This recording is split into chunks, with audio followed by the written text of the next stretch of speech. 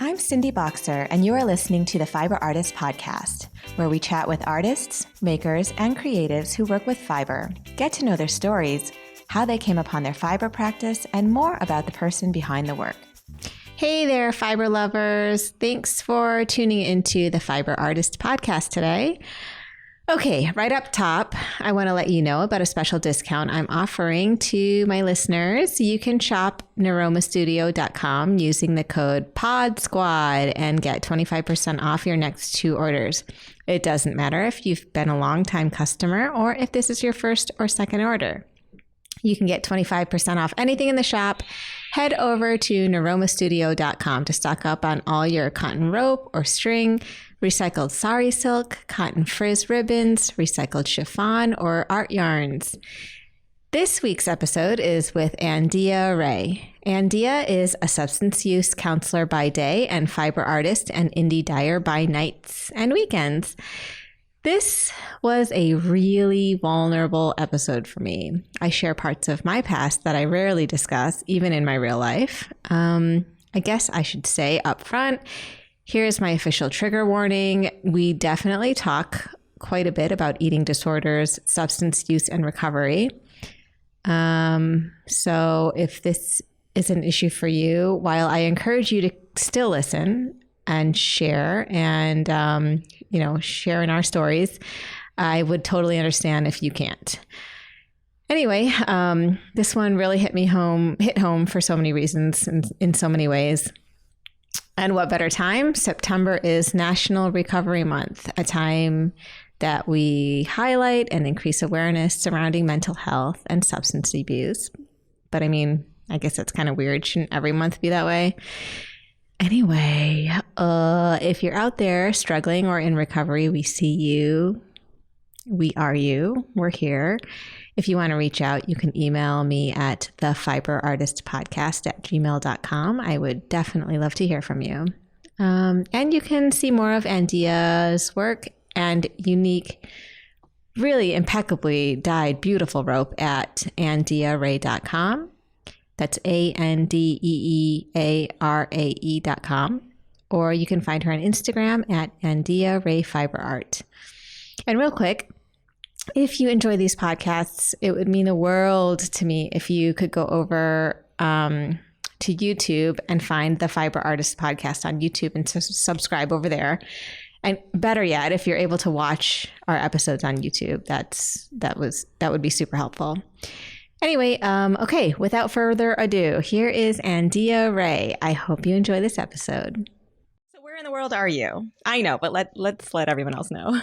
Yes, I am in Portland, Oregon. Awesome. And I've been in Minnesota and also New York before I ended up here. But pretty sure I'm staying planted here. It's so beautiful. Oh, good. It's that's pretty. One place I've never visited yet, and I'm dying to go.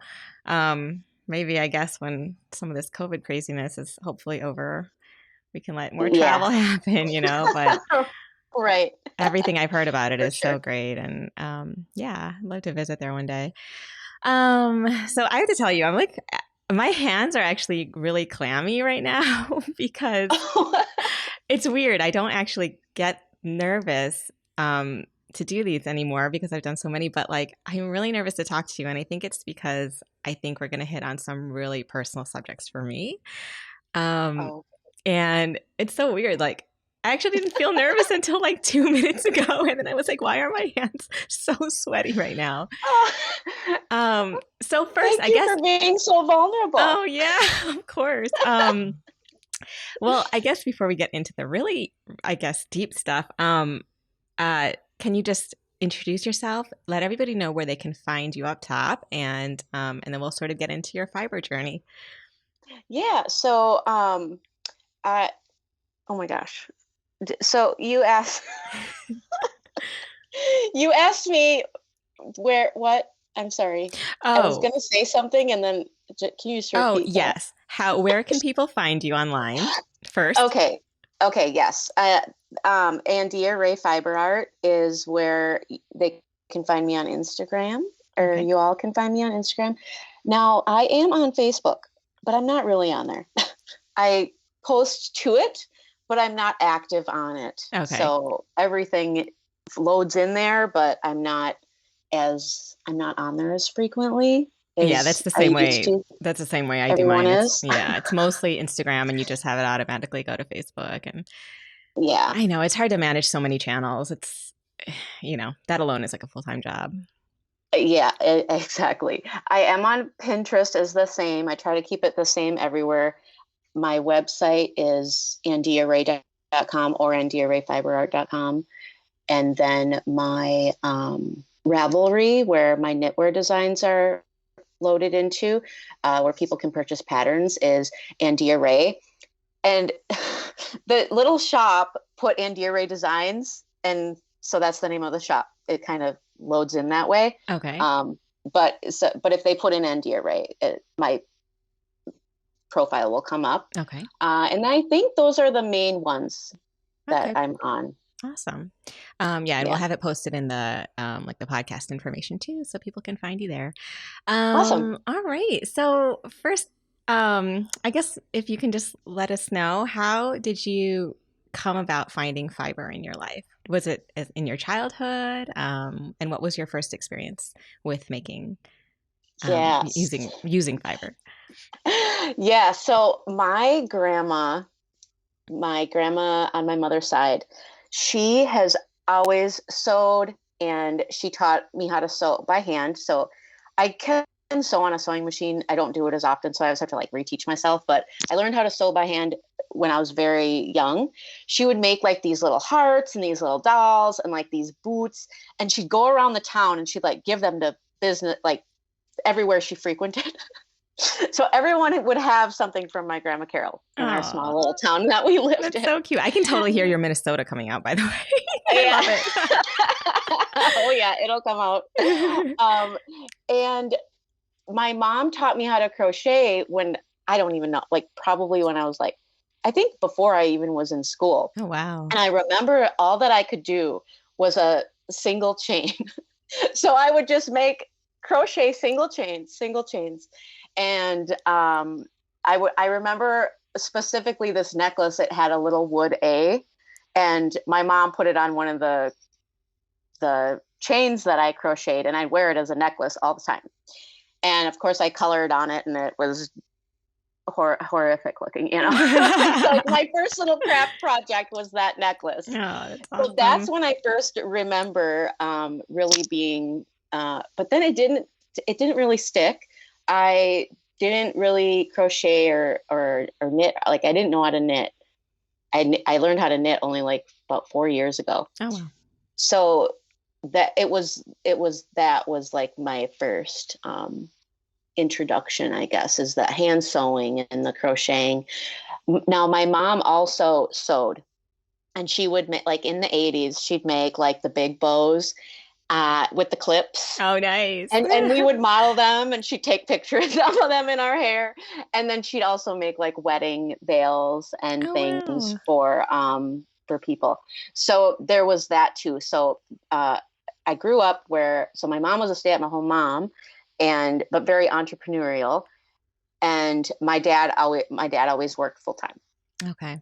So the oldest of 7. Oh, wow. That's a big family. Oldest of 7. Yeah. Oh my gosh. So you probably had to sort of raise your brothers and sisters a little bit, kind of? Yep. Yeah. Yep. I grew up helping out a lot. Wow. Yeah. And so now you do a lot of we say indie dyeing. What I just mean is hand dyeing rope. Yep. How did you get started in that? So that is actually where you come in. You and a couple other people that I had listened to when I was first like learning how to macrame, and I was dabbling in weaving and all of the things. And I was like, I want to find my own little niche. How can I do that? Well, I was knitting, and I mean, the yarn that these indie dyers dye is speckled, and it has all the color, and like my neutral is like neon. So I was always attracted to those beautiful skeins of yarn, and I was like, why isn't this on the rope? Like why are we just getting solids and natural? I have wondered the same thing. Because Yes. I feel like the yarn community has been doing it for a long time. And, it's like, it's not hard to find, like every knitting website or every yarn shop you go to is going to have they have a huge array of hand dyed and indie dyed yarns. And you're right. It's completely not found in the rope industry, except I guess that's where you come in. Yeah.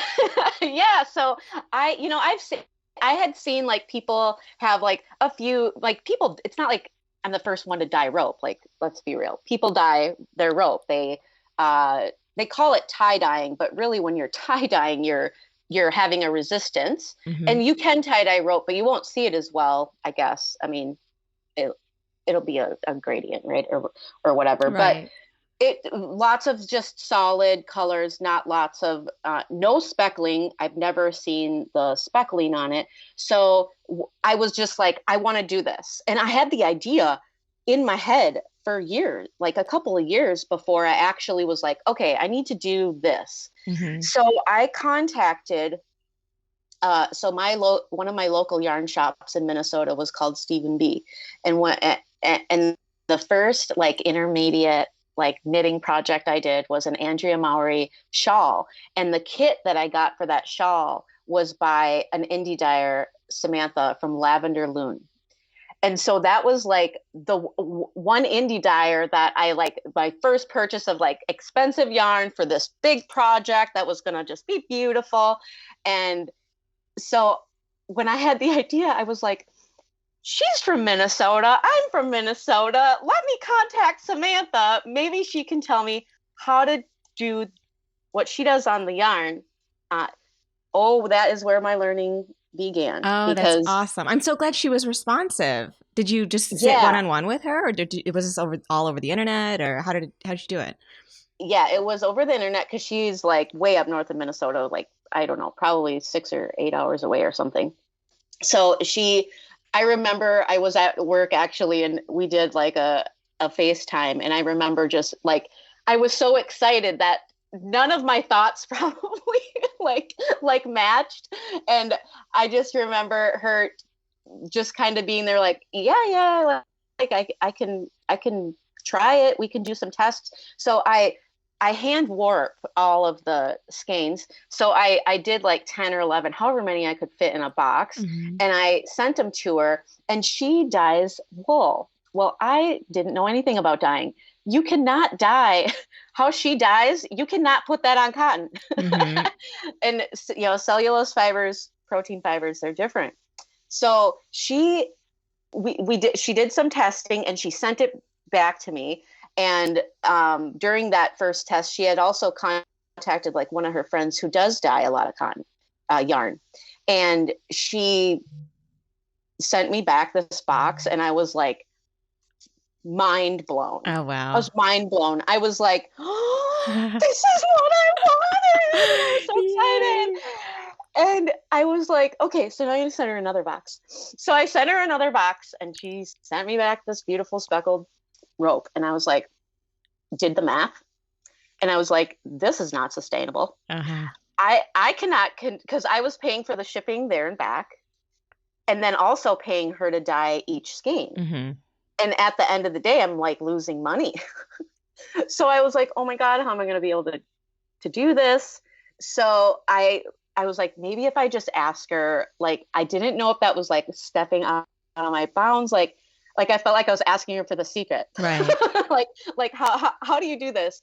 And she was like, oh my gosh, Andeea, she's like, I'm getting ready for all these yarn shows. She's like, I actually don't have time to do a large quantity like you want. I would love to teach you how to do this. Oh, that's and wonderful. It was literally like just a few little videos. She texted them to me. I went to the store. I got what I needed. And actually the room I'm sitting in is where it started. I was able to only dye as many skeins that could fit on the floor in a, like at Thanksgiving, if you need like a tin foil, like bigger the thing big for your ones, turkey. Yep. It was one skein in each of those. So I don't know, I could probably fit like maybe 12 of them on the floor in here. Mm-hmm. And that's how it started. Oh, wow. And so around when was that? Like, that was probably a year. Well, I've been here in Portland a year. That was actually a few months before we even knew we were moving to Portland. So Okay. a little over a year, I think, All right. or maybe a year and a half, Cool. I'm getting so there. glad that she was open to sharing with you. I mean, it's that kind of generosity of spirit that can help all of us, get started and going. So it's wonderful. Yes, I am ever grateful for her. She still, like, if I have a couple questions, she's still very responsive, and if she doesn't know the answer, she'll guide me in the right direction. But That's great. I've just learned so much since then that I got a hang of it Yeah, now. I mean, there's this evolution on your Instagram feed where you can really see where you start to get really into it, and where I don't know, it's like the pops of color start coming out more crisp, and like it's so beautiful. Mhm. I encourage people to go check out your Instagram. And Oh, thank speaking you. of Instagram, and probably I think like the thing is that I've known of you for a long time, and I've been following you for a while. Um, but I think it was one post in particular that really struck a chord with me, and um and I haven't been able to stop thinking about it since I saw it. And that was your series of photos where you shared your experience with your eating disorder and substance use. Um Here, I can bring it up. I know how to screen share now. Awesome. So we're going to Yes, add well, it to so the people have a YouTube. reference. Yeah, so you're going to add it to the YouTube video. I hope you guys go watch it. Hold on, let's see. Okay, I think it's working. So this series, can you see it? Yep. Okay. It hit me hard, really, really hard, because I also suffered an eating disorder for many, many years in my teens and early 20s. It's been a long Mhm. time, but Yep. and actually substance use probably is tied in there for real. Let me see if I can just move forward. There's another one. So if for you who are just listening, she has uh, a few photos up where she's sort of vomiting into the toilet, beautifully dyed string. So that contrast is really, it's really something. But for me, I spent so many years over the toilet the same way. So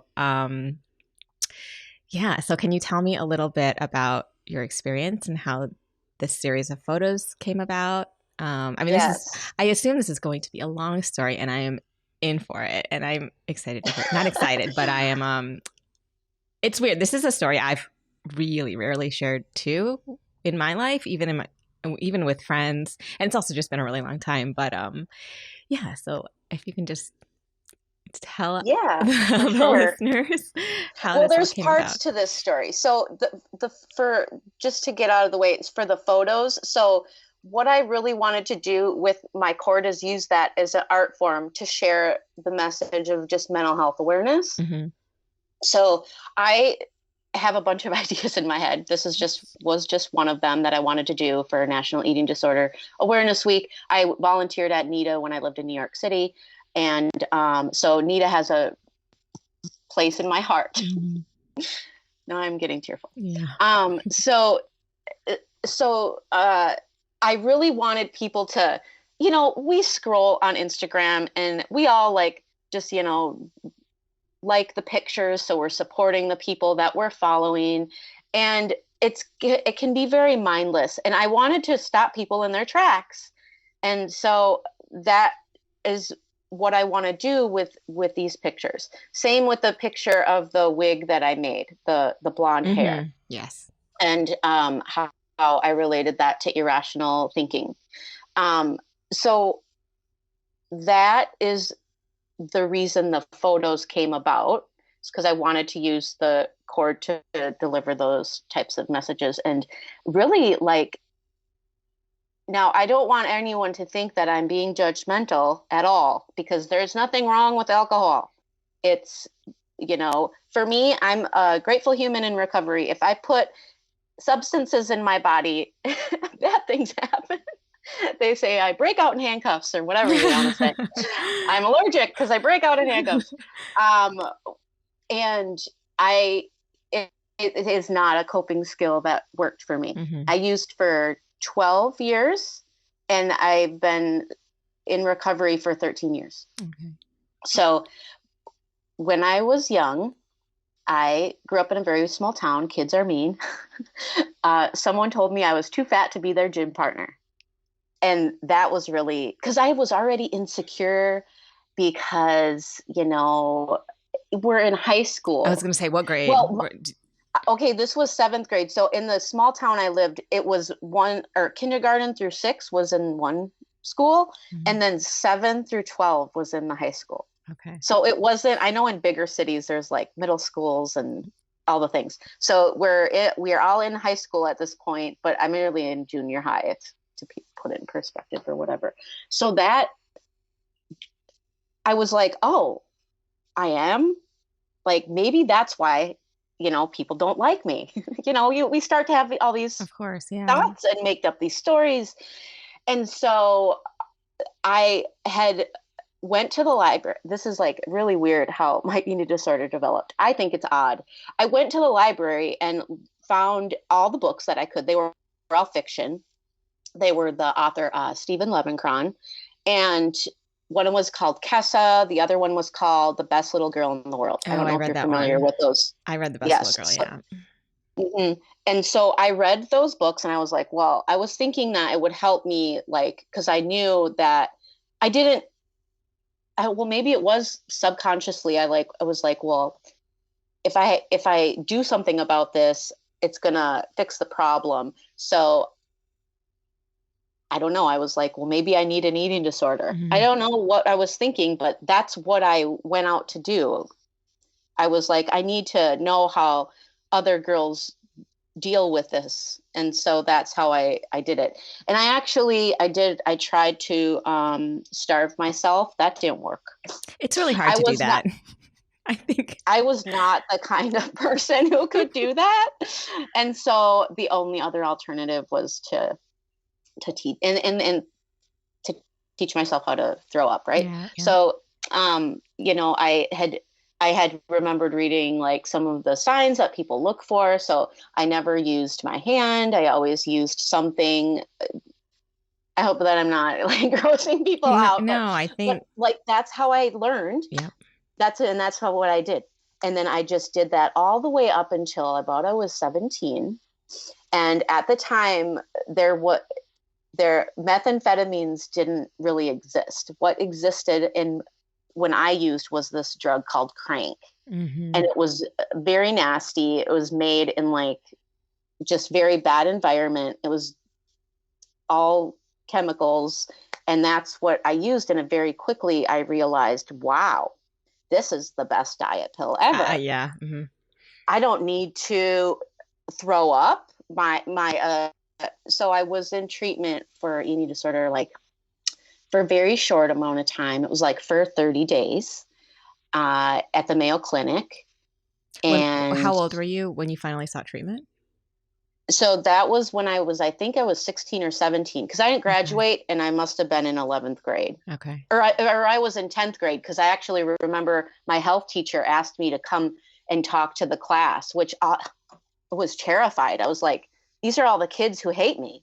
Wait, like, she wanted you to talk to the class about your eating disorder? He did, yeah. Wow. Because he knew that I had treatment, and he wanted, when that lesson came up, he was like, would you mind talking about your story?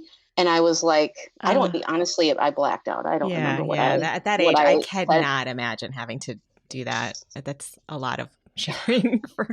And I remember right. I was just like in that environment, like but he was very, he knew something was wrong. And so he was one of the people who kind of, I don't even remember if I actually asked for help, if my parents like forced me. I'm pretty sure I didn't want to be there. I was on the children's ward because the adolescents ward was full. So I was in with very kids? young, very young kids, yeah. Awkward. Yeah, it was quite awkward. How do you, I remember I got to go on a walk one time with everyone else who was upstairs, and that was awkward too, because I don't know you guys, but yeah. Did you feel like the treatment, so 30 days with a bunch of little kids, did that help at all? no. No. That after that is when I discovered kind of, I mean, I had always drank when I was like younger, but honestly, drinking is a lot of calories. So I would always have to worry about where I could go because I would binge that. I didn't like the way alcohol made me feel. Oh, I actually didn't like the way anything made me feel if it made me tired. Oh, I that's was so terrified. interesting. That's so opposite for me. Like after I had my first drink, I was like, this is how I want to feel for the And that rest of is my what life. many people say. Yeah. But for me, it was the crank. I was like, Oh. this is the thing. This is this is fixing all my problems. Yeah. I don't have to worry about throwing up. I don't have to worry about You all don't the have to stress eat. of that. Yeah. I don't have to eat anything. And yeah, it was so, so let's just put this so people know, like 90% of people who seek alcohol and drug treatment they have some type of mental health, like a co-occurring disorder, we call it, right? So that was my co-occurring disorder. If I wasn't using, then definitely my eating disorder went up. So it was either I was doing one or the other. Well, eventually I wasn't able to, throw up anymore because the doctors were like, if you continue to do this, you're going to blow out your esophagus and all these problems. I remember I remember what house we lived in. I remember like I thought I was going to die in that moment. I was like, oh, here it is. They're going to find me laying right here because it felt like a baseball was trying to come up and like something wasn't right anymore. Like, this isn't how it normally goes. And so that I went to the doctor and they were like, you cannot continue. This is not a way to live. This is a way to die type of conversation. Did you have thoughts while those things were happening that you would just sort of, I mean, I'm projecting here, but I would wish for death. Like, I was like, this will be the one that will give me the heart attack, and like almost I don't think I had any suicidal ideations at that time. However, I had a lot of suicidal ideations prior to my drug use because just like kids are mean. And then when people realized that I had that, like the eating disorder, that drew attention to me, that wasn't like good attention. Yeah. I remember when I got back and people had it's a small town. Everyone knew why I was gone. People were a little bit nicer, but it didn't last for very long. So it was still, and then I ended up just quitting school one day. During high school? Yes. I remember going to my locker and I'm like, I just don't want to get in trouble for not handing in my books. So I waited for the front desk lady to be gone. And there was like this shelf when you walked into the door, it was a glass door so they could see me. And I remember putting my books on the little shelf that was right there. And I just ran to my grandma's house. Oh, wow. Told my mom to pick me up. And and now I have a master's degree, so it's fine. Oh, so you didn't quit high school. You just quit for that day. I quit high school and I didn't graduate, and then, years later, I was like, I went to makeup school. I was a makeup artist for about 10 years in my active use because I used all through that time. Oh, wow. And then, I moved to New York actually, because my best friend died. And I was like, oh my God, if I don't stop this way of living, I'm going to die as well. So Did your best friend die of drug use? It was a car accident, but it was drug use related. Yes. Okay. Yep. So, I'm so sorry. Yeah. So that was a long time ago. And that's why I moved. My mom was like, your brother's moving to New York City. You're going with him. So I didn't have I didn't know about support groups. I didn't know about anything. I just knew that was me starting my life over. I got a job. I worked at Mario Badescu Skincare. And at the time, that was my dream job. I was like, I'm going to work at this beautiful salon in New York City. That's so funny. I've been there picking up the drying lotion. Oh my gosh. Yep. So I worked in the back answering calls, emails, and doing all of that and doing skincare consultations. And I was the makeup artist there during the time I worked there. And I just stopped everything. Oh, wow. Just cold I didn't turkey, have just done. any treatment or anything. And that's one of the reasons like being a counselor is so dear to my heart because only 11% of people get treatment. I was part of the 89% who didn't. And Hmm. so what I like the knowledge and the education that I am able to, give people is like really dear to my heart because oh my God, would I have loved to know what was going on with me Hmm. in my early recovery? I just didn't. And, I was in uh, my undergrad and I was studying psychology and and this always makes me tear up. A man came in and he told a story and it was the teacher's friend and he was a member of AA and NA. And I remember sitting there and I was like, oh my God, there's, I'm sorry, there's meetings I could have been going to this whole time. At this point, Cindy, I had been sober for like 7 years, Oh, wow. just doing it like what we call in the program white knuckling it, Yeah. like with nothing. Now, I probably maybe knew what AA was, but since I didn't identify as being an alcoholic, I just didn't realize that there was a whole community for people who were like me. And I just remember being like, oh my God, there's someone else like me. Right. I know. And we have this image of AA where it's just like in a dingy church basement. And like every movie version of the AA experience is like Right. these old, I don't know, veterans and like just people you Yeah. think you're not going to relate to. But when you get down to everybody's story has so many common threads. It's, Yeah. like the reason we do what we do or even like the biology or the DNA that leads us there. And Yeah. it's weird because everybody's stories actually are really similar. Yeah. But There's a lot of similarities. yeah. Yeah. Wow. So at this point, you moved to New York. How old are you? I when I moved to New York, I think I was 29. Okay. I was So, 28 or 29. and at that point, you had Yeah. already been sober for 7 years, you're saying?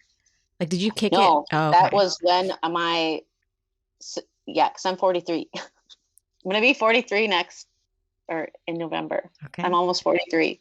So yeah, so that was when I moved to New York with my brother, I stopped everything. Okay. Yep, I stopped. I was like, okay, so I'm gonna eat. Oh, and then moving to New York City, eating like organic. I was like, if I eat really good food, I won't. If it's good and healthy for my body, if it's nutritious, I won't want to throw it up. And that Hmm. was literally like, I mean, that is not a way to do it. Right. That is Right. not the way to do it. But you did. It I worked for you, I have which since is, gotten therapy and worked through all this stuff, and yeah. well, I know. I But think I think sometimes the obsession to eat really healthy also is its own problem. You know? yes, orthorexia. Yes. Yeah. Yeah, hmm it is, and that was definitely something that I had for sure. I did all the things. I was vegan. I was all the different kinds of whatever you could be, um, because that was just a way. So for me, bulimia was a way to control and not Hmm. feel my feelings. So was my drug use, and so that was my eating. It just morphs into something else because Hmm. nothing was being addressed. Right. Right. The problem is still there. It just manifests in different ways. Yep. Yeah. So, And shopping. I had a huge yeah. shopping addiction too. Oh God, And in New and York and City, I mean, who doesn't have a shopping addiction? yeah, and yeah. It, and now my value system has changed so much. Like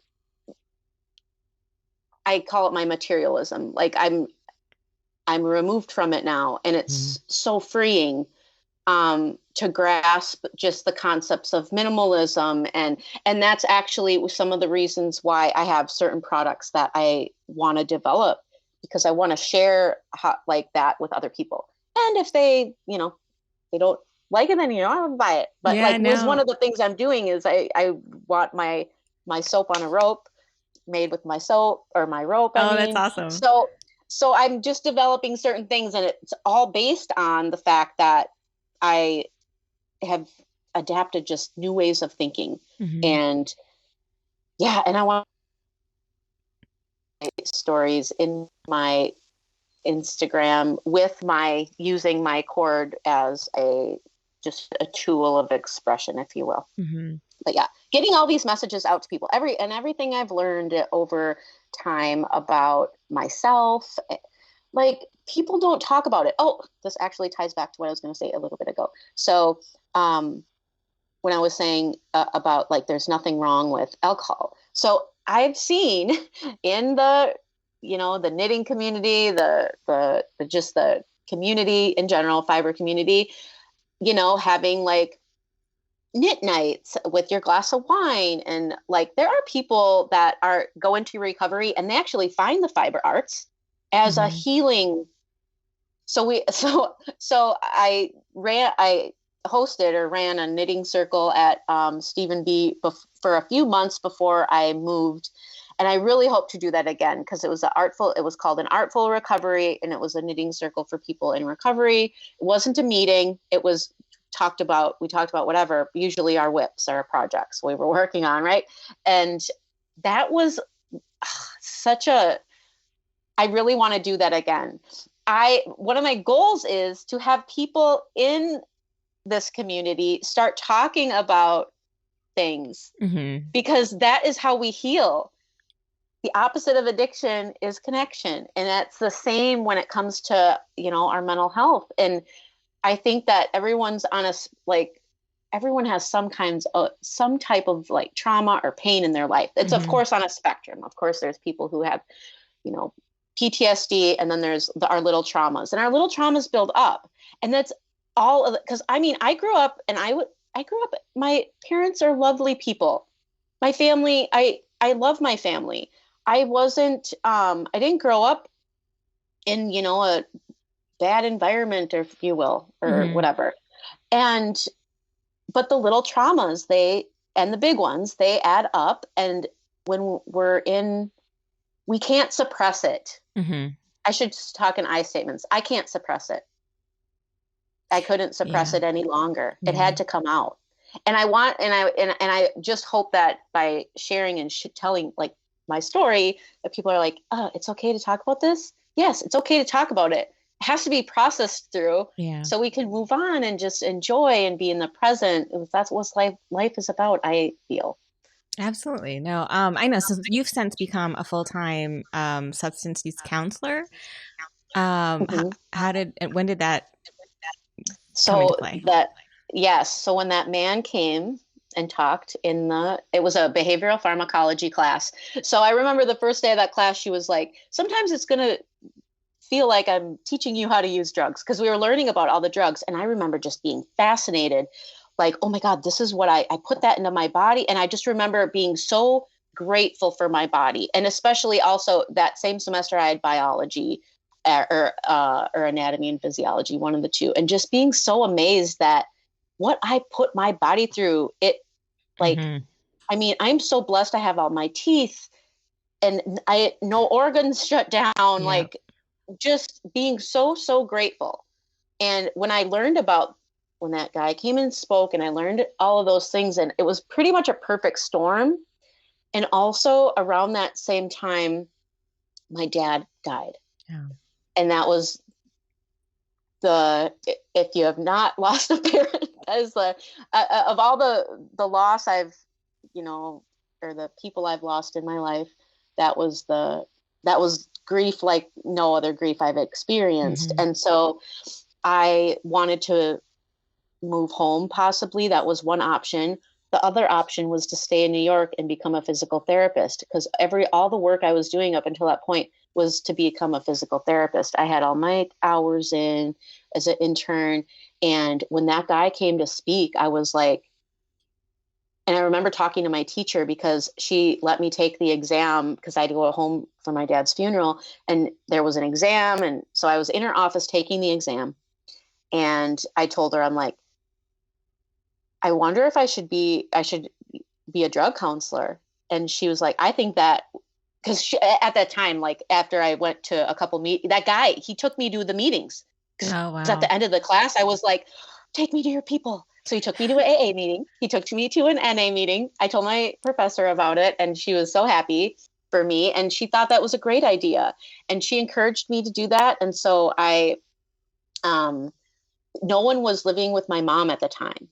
So I moved home to be with my mom, and because she was obviously going through a very hard time losing her husband and our father. So that is when my journey started with wanting to help other people. Because I just remember him sharing his story and how affected by it I was. And so I was just like, I want to learn everything about it. And I remember being in like the orientation, and they were talking about recovery. And I was so new at this point. At the orientation for school, people were talking, like they'd say the word recovery. And I was kind of like, recovery from what? Like what, Right. what I didn't understand. Yeah. Like that is what little it was so knowledge I fresh for had. you. That's crazy. Yes. And I was like, and then, it all started to click, and I'm like, my gosh, I should be knowing that term. Yeah. It's amazing though, how people can come into our lives and so unexpected, and it clicked, like it's that revelation where you're just like, this feels right. This feels right. Yeah. And even now when you're talking about it, you get so excited. I can see it like in your face and hear it in your voice that like it was this huge eureka moment for you. Yeah. Yeah. So I very much love doing both. It's quite the balance doing this business and being a counselor, but yeah, I'm making it work. So with doing that full time, what do you think it was that sort of brought you back to the fiber arts? Were you practicing or like knitting or crocheting during this whole time, like on the side just for fun, or? So it was the end of grad school. I actually met my husband in grad school. So we both we do the same job, and oh wow, you both. He wanted to learn how to knit, and he had always wanted to learn how to crochet. He wanted to learn how to knit. So I was like, okay, yeah, you want to do it with me? That's even better. So we went and we took a little knitting class at this place. I remember it was winter. It was around like Christmas time. We made a cowl, and it had buttons. So we learned how to make buttonhole. And cute. yeah, I just remember I remember the woman, she saw me. There was 3 of us in the class, me, my husband, and this other woman. And I remember she'd work around the table, and she'd be like, "Oh, you're going to be fine." Like, cause I was just like, and now prior to that, my mom had retaught me how to crochet. And my mom was like, we were both sitting on the couch, like watching something. And my mom's watching me, like she had just taught me what to do. And I'm like, yeah, I got it. I can do it. So I'm doing it. And I don't know if it's just like my personality or what, but she's like, loosen up a little bit. You shouldn't be picking the yarn. Like had to lift because I was crocheting so tight. Mm-hmm. And my mom was like, maybe you should learn how to knit.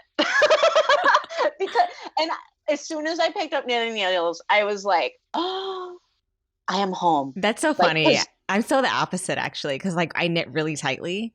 I think it's because I started with macrame first. Yeah, like I knit too tightly, but then I find with crochet it flows easier somehow. I don't know. Oh, so yeah. I'm the opposite. I am a tighter knitter than I am a looser knitter. Okay, but yeah, it's like a weird thing you have to learn. You just have to learn to like, I don't know. Yeah, literally loosen up like your whole body in a way. Yeah. Yep. And I just fell in love with it, and I've been doing some designing, and I'm learning how to. I have a pattern writer that I collaborate with.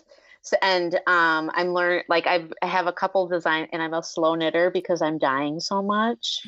Oh yeah, because that takes a long time. I don't always get to my project. So there's 3 patterns that I want to release, and the patterns that the 2 that I've released, and the 3rd one that's releasing are all with this this pattern writer I'm working with.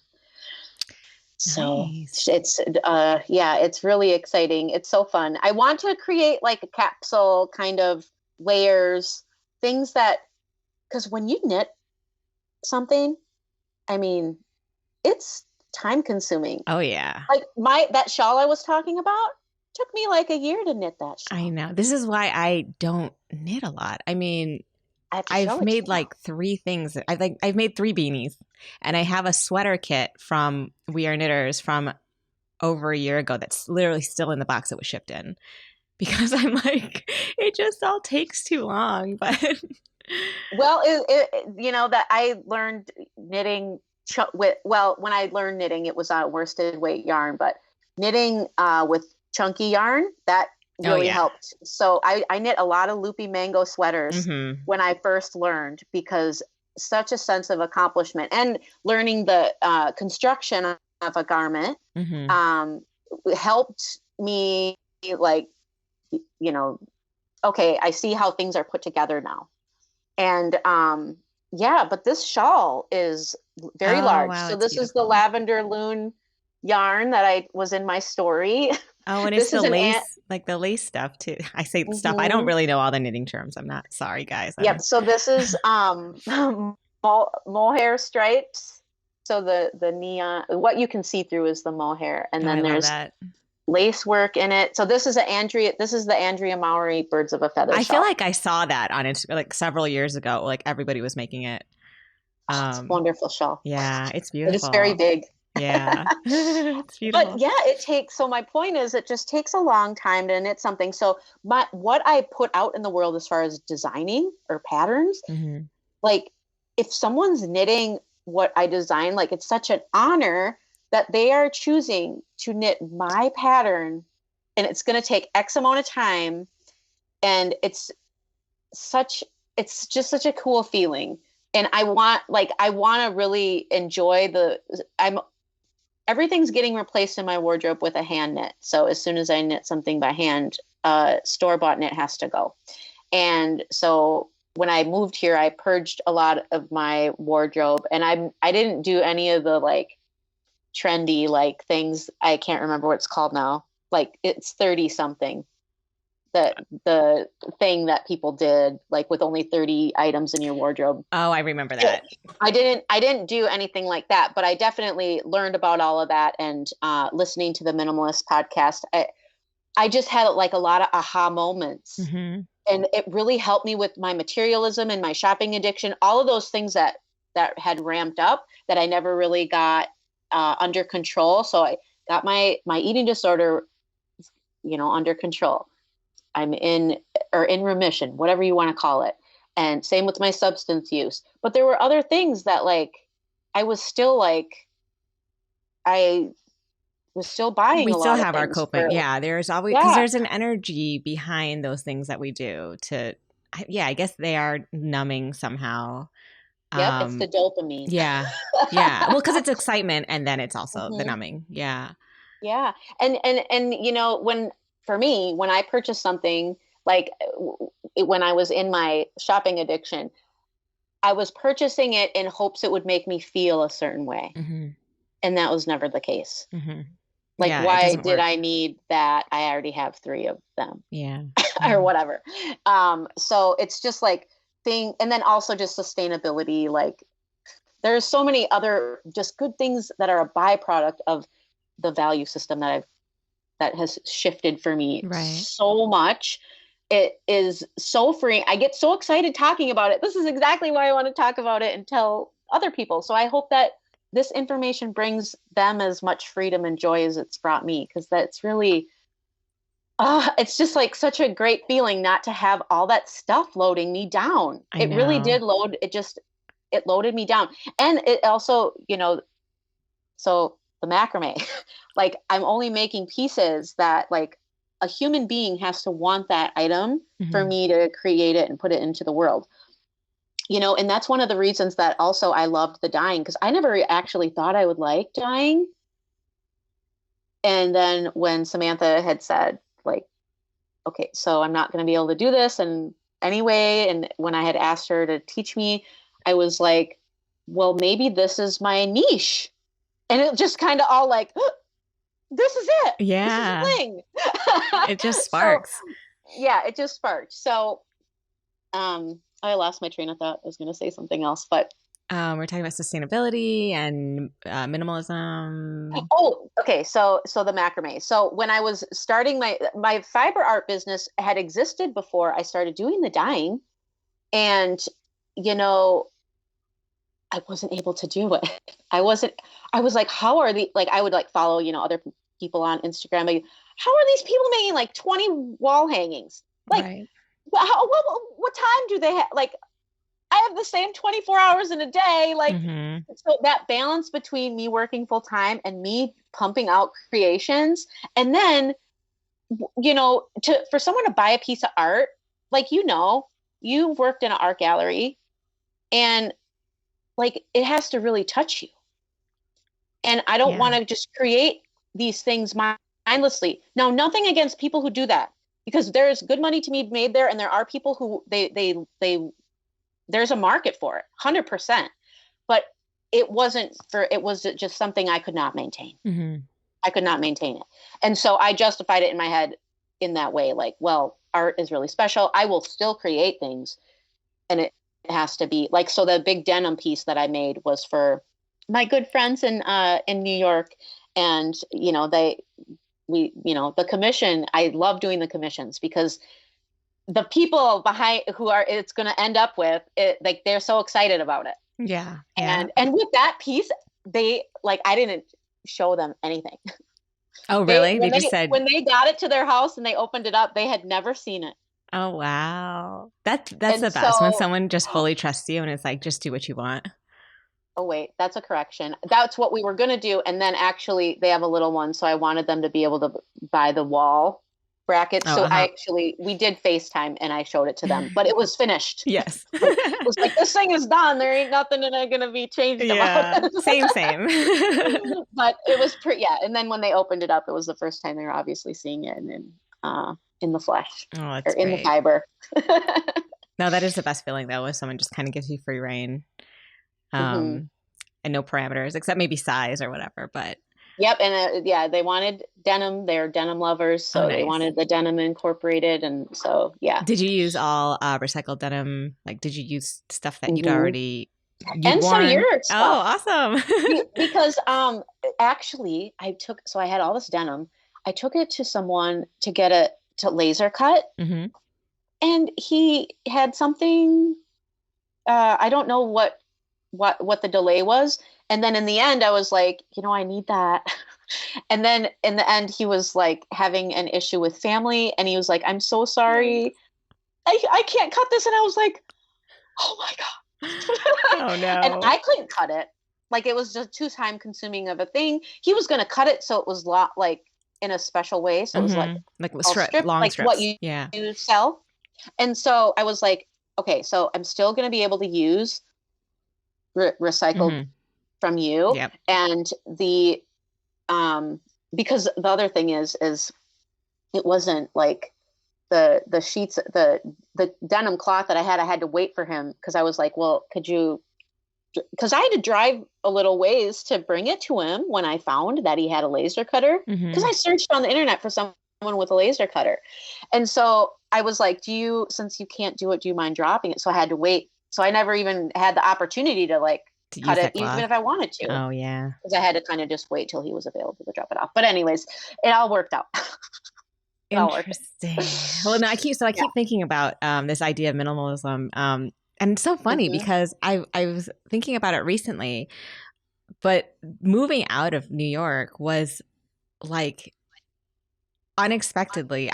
So I used to always be super obsessed with fashion, and even when I was living there, I wanted to be a fashion stylist, and I like explored that for a little bit, and I mean, just my whole life, I was obsessed with it. Right? My mom she's very materialistic, and she's always been like she's the kind of person that's like, you can't leave the house without wearing lipstick. You just never know who you're going to run into, and it's so funny now that I live in the country. I wear like the same four things all the time. I don't shop anymore, and I have Yep. literally no desire to shop. And it's kind of, in a way, it makes me sad because at night, like I'll get that urge. I'll go, oh, maybe if I buy something, like let's just browse, And so Yeah. I go onto whatever websites and look for clothes, and I'm like, I don't want any of Any this. of It's this. so crazy to not have that desire anymore because it was in me for 40 It years, is. or whatever, Yeah. 37 years. Yeah, crazy to not feel that anymore. So now it's so funny when my mom visits, she's like, ugh, like, oh, are you still carrying that bag? And it's a backpack, So she's like, can I just buy you one? And I'm like, if you want to buy me one, that's fine. So she like, whatever. She bought me a Yeah. nice bag. If I'm like, something's working, it's working. I know, but I don't have anyone to dress. This sounds crazy, but I guess I did dress for people. I dressed so that I looked good walking down the street. Now I don't walk down the street. I drive everywhere. And I don't care what the other moms like. I don't actually want to stand out in that way anymore. You know what I mean? Yeah. Well, that was for me, that was part of my healing process. Like, why do I care so much what other people think? And Yeah. honestly, it all stems back to the little kids that I was talking about before. Like just growing up and not being like never fitting into that certain crowd of people. Mm-hmm. And so I had this irrational belief that if I wanted you to like me, I had to have a Chanel bag. Mm-hmm. And that is like so effed up thinking. Yeah. Like when that finally clicked for me, it was like so freeing. And yeah, and that's, and to talk, yeah. So I have a uniform too. It's like literally a black tank top, black leggings, and then I throw my knitwear on top of that, or my ice dyed, whatever. Yeah. Like that's and I'm okay with it. Like I'm comfortable, and I can work. It's just it makes sense, and it's okay. Yeah. And if I have to go somewhere where I need to dress up, I have a couple vintage dresses that I kept, and I use those, and I love them. Yeah. No, they bring me joy. And the thing is, it's like this bottomless pit of not ever having enough, but not ever feeling like you're looking the way, like, how do I explain this? Like, I don't know how it was for you, but yes, I never felt like I fit in, but I also totally fit in. Like I achieved in high school, like being popular and all that stuff, but none of it ever filled whatever hole there was. Do you know what I mean? So it's like, yeah, you can chase it forever. That's what I'm saying. Like, you know how they always say there's always going to be someone prettier. There's always going to be someone richer. There's always going to be someone who has more. And that's exactly it, is that even if you did look a certain way or achieve a certain weight or like have the best clothes, all of that stuff, I think in my life I almost achieved, and it still never was enough. It's so crazy to think that, like, I don't know. Once you get over that and you realize that none of that shit works, then it's like, it's beautifully freeing. And I know, and sometimes I think, oh, maybe it's the age that I am. Is this happening to everyone who's 40? Maybe, I know. And I'm like, I wish I would know this stuff. I know. Think about all the time wasted thinking and the brain space. Think about how many things we could have either made, or the relationships we could have cultivated, or I mean, think about all that time. It's crazy to think. It is. For 18 hours a day, you'd probably think about what you were going to eat, or when you were going to purge, or when you were going to get a fix, or whatever. It takes up your entire brain, And like, yeah, or what next shopping thing you're going to, whatever, it takes up so much time. And there's and now that, I think it is. It's like, I'm 42. Yeah, 42. I turn in June. I don't know. After 40, it's all the same. But I know. I forget how old am I? Yeah. But it's like, it's weird because you do realize it's like you're on the other half, kind of. That sounds so morbid, but like we just don't have time to waste anymore. It's like there's a way better use of our life, and if 100%. only. It is. It's like youth is wasted on the young, and it's so true. Yeah. To be consumed with the things that we were, but I don't know now. And that's why I've started my gratitude. I've been doing it live every morning. Oh, wow. I'm just like, on your Instagram? Because I haven't, I'm sorry. I have not been good with my Instagram. I'm just like, well, we don't, and it's all good. But yeah, I've been going on. I've been putting it in my stories. So I don't do it live. I do it. Okay. I mean, it's live. I do the one recording and then I just throw it up there. But it's always in my stories. It's because that's a part of, for me, I have to do that for my recovery. Mm-hmm. And I get so much out of it. And it's so true. Like what we're grateful for, we manifest into our lives. And it happens all the time. I am talking to you right now, Cindy, and I have binge listened to your podcasts because you and Christy Glass Knits have helped me who are the other people out there that are creating? Who are the, like, I didn't know certain knitters who they were. The way I learned about fiber was all through, social media or whatever, if you will. And it's just, we have to do it. We have to be talking about this stuff because there are other people who want to learn it. And it's such a healing for me.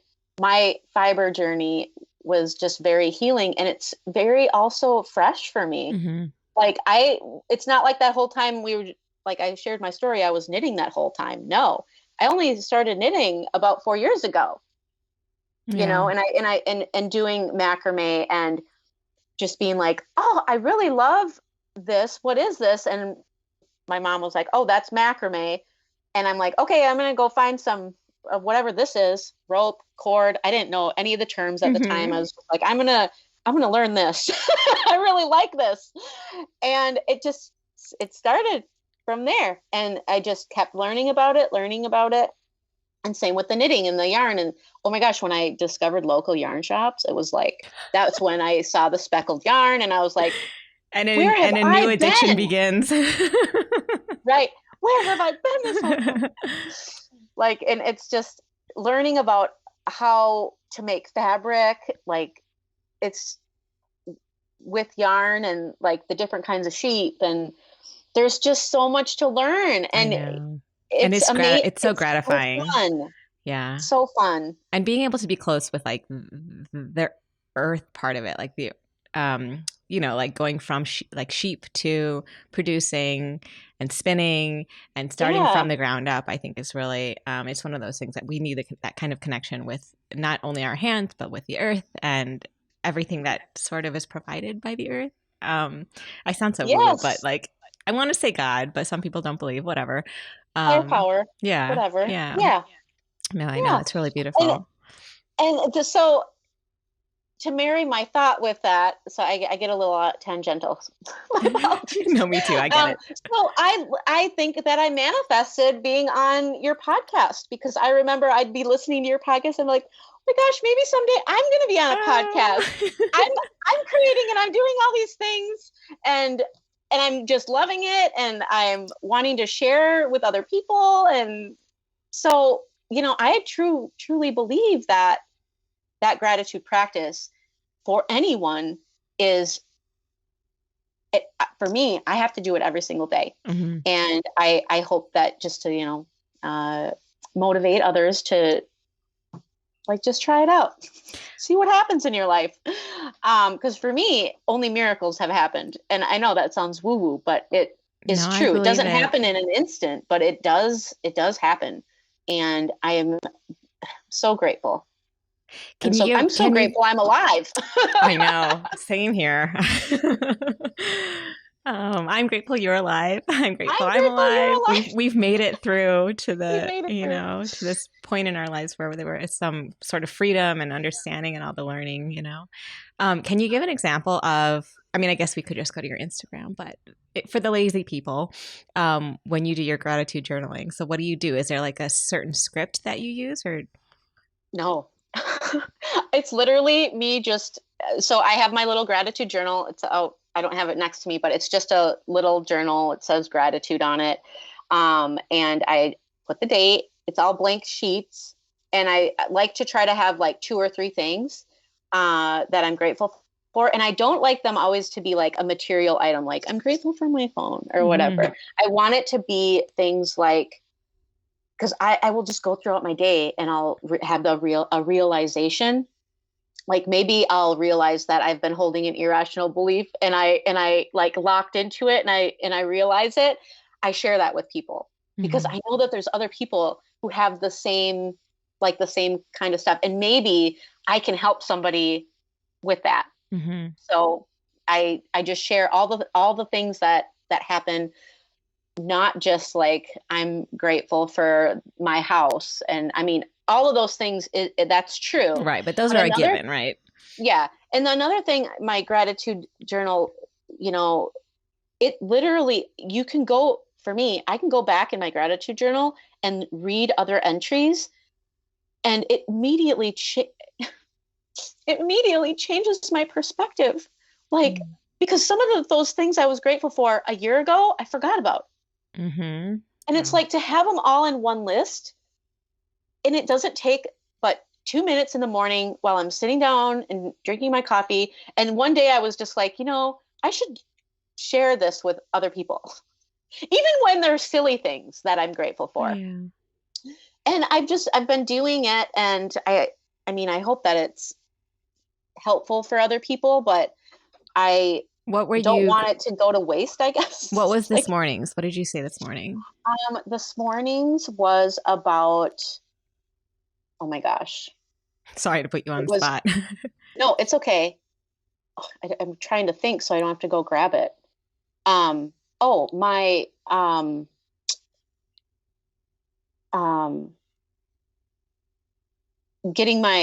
I got a really big order done, and what that has led is, so I always think of like really good efficiencies at work. So I can spend more time on client care.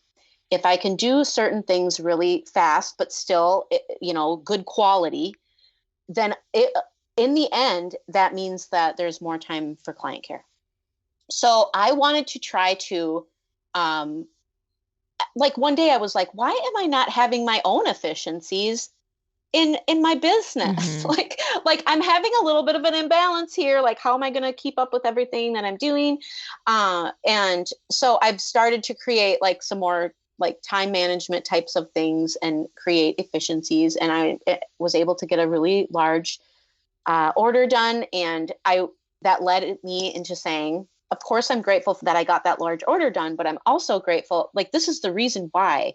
And so there's always a reason why behind it. And it is because of the efficiencies. And I was actually grateful for my ADHD. So I don't know if that has to do with it, but I am that type of person, like, so it's the weekend and I have to dye. So I'm running into here, I'm setting this up. I run out there and I do that thing. And then, okay, what was I doing? Oh yeah, I got to dye today. And then I run out in the garage and I prep for that. And I'm just kind of like all over the place, but I'm creating efficiencies so I don't have like all these little piles of things all over the place, because I can't focus on one thing for too long. And some days I can. I mean, my point is that's what I was grateful for today, is the efficiencies I've created, because they are important. I think they're important for all of us. And it has led to me being a little bit more organized, because I'm very organized. But when it comes to my business, it's like I got fiber all over the place. Yeah, it's hard to be organized when you're working with fiber. Oh my God, I can't tell you. It's like my biggest challenge. And dye is messy. Yeah. It's messy. Like, and so it's just like, how can I not block my creative space and still be efficient and still be organized? I mean, as organized as fiber stash can look, right? But, so yeah, but it's just, that's been like my latest and greatest kind of thing that has happened is, okay, so now I'm starting people are wanting my product.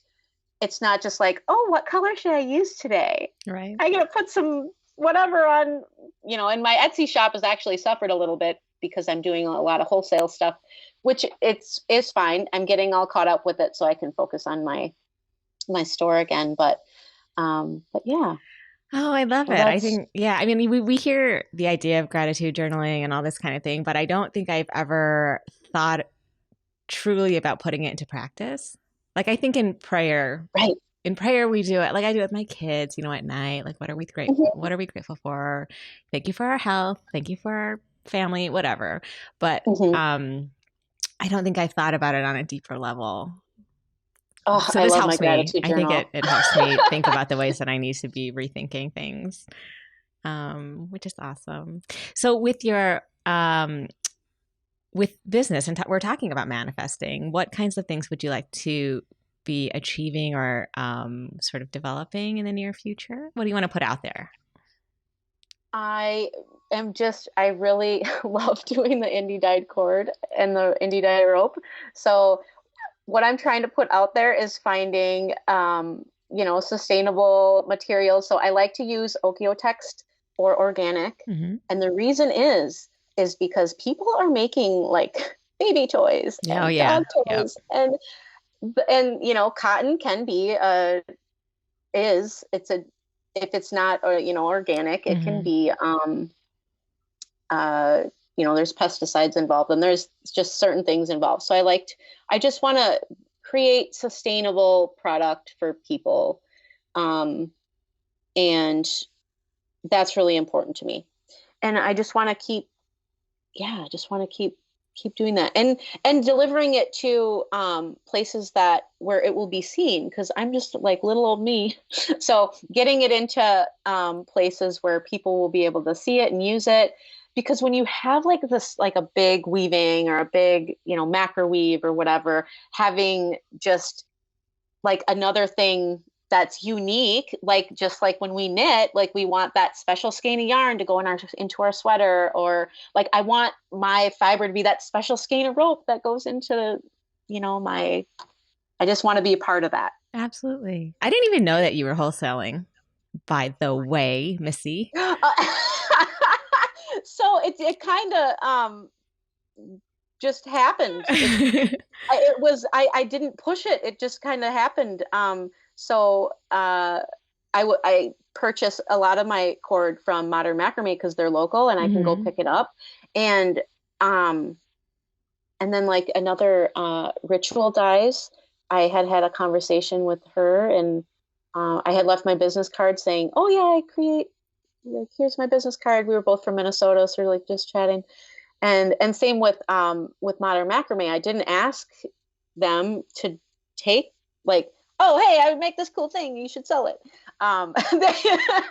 They had looked at the Instagram, and they invited me as a maker awesome. to do that on their website. Yeah, that's great. And so it just kind of started happening that way. And I mean, first my store went up, right, and then just slowly. I really don't have it on my website to wholesale because I had to wait till I got what's called a crazy monkey. And the crazy monkey is going to be my saving grace because this thing skeins for me. Oh, nice. I have it right here. This is your cord, Cindy. Oh, pretty. So this is something I have to do all of these by hand. Yeah. Because everyone knows, I mean, well, not everyone, maybe I shouldn't overgeneralize, but if you're watching this, like it comes on a spool and I can't dye it on the spool. So I have to hand warp them. And this wheel is going to allow that system to, it's a large thing. Yes. And I don't know where to put it yet. I have it. I just haven't set it up yet. So that's going to be a game changer. Yeah, I'll be able to do more than I can now. I mean, I definitely graduated from off the floor in this room, but I still could. More efficiencies will be happening. What do you think is going to happen if you get too busy? Like, what if? Like, I assume that you don't want to put your counseling aside, right? You would want to continue doing that. So I have a kind of a goal. This is definitely what I want to be doing into retirement. So I'm doing as much as I can to save so I can retire early. And I've been researching a lot about that and making sure that I'm financially organized so I can sustain this and do it. Okay. Very nice. Yeah. See, that's something to put out there and I have a to goal. manifest. Yes. Yes. Oh, that's awesome to hear. Wow, this was such a good conversation. I'm so happy that I got a chance to talk to you. And, I'm so thank happy you I for got to being talk to you so too. open with everything. I know it's not always easy to talk about, but yeah, I think hopefully it makes people feel less alone in their journey, and people who are struggling with substance use or eating disorders or mental unwellness. I hope you feel like you are not alone, because I think many of us actually, Yes. I mean, I have to say, I don't think I know anyone who doesn't in some way have some kind Yeah. of addiction or coping or something that is an unhealthy habit. So, we're all out here And that's why dealing. it's so important for us to talk about it, Yeah. right? Yep. Because like where is that when is that healing going to start Yeah.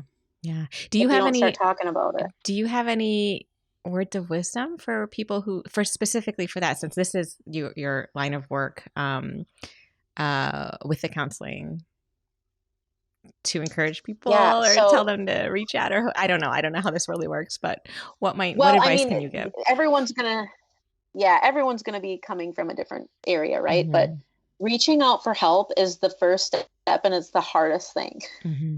Is the hardest thing to ask for help, because our ego and our pride get in the way, and we don't want to accept or admit sometimes that we have a problem. And, to talk about the how of the program, if you will, it's being honest, open, and willing.